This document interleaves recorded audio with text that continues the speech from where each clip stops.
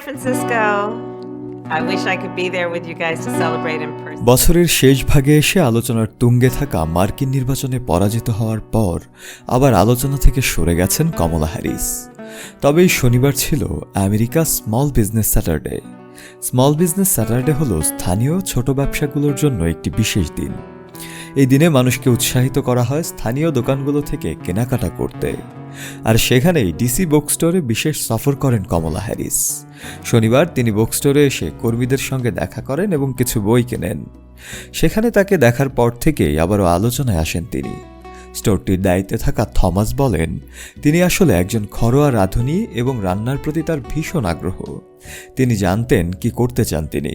কিছু সুপারিশ করার জন্য তিনি বেশ খোলামেলাও ছিলেন।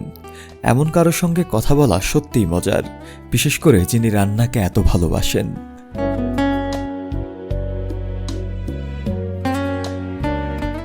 কমলা হ্যারিস স্থানীয় দোকানগুলো সমর্থন করার দিকে গুরুত্ব দিয়েছেন। থমাস আরও যুক্ত করে বলেন, আমাদের অর্থ আমাদের কমিউনিটিতে ফিরে আসে।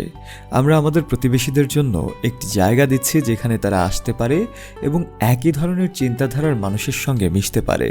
এবং আমি মনে করি এই সব ছোট ব্যবসার জন্যই সম্ভব হয়েছে। ছোট ব্যবসাগুলো আমাদের কমিউনিটিকে যে বৈচিত্র্য এবং গভীরতা দেয়, সেটি ছাড়া সত্যিই আমরা প্রায় শূন্য হয়ে যাব।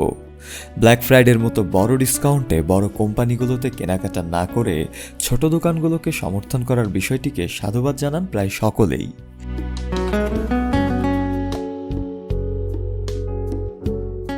কিন্তু এখন প্রশ্ন উঠছে, কেন নির্বাচনের পরেই নিজের ব্যক্তিগত জীবনে মনোনিবেশ করলেন কমলা? অথবা এই মনোনিবেশকে কি তার রাজনৈতিক জীবনের প্রতি অনীহা বলে ধরে নেওয়া যায়, নাকি আবার রাজনৈতিক মাঠে ফেরার জন্যেই এভাবে প্রস্তুত হচ্ছেন তিনি? আগামী মার্কিন নির্বাচনেও কি তাকে দেখা যাবে সক্রিয়ভাবে?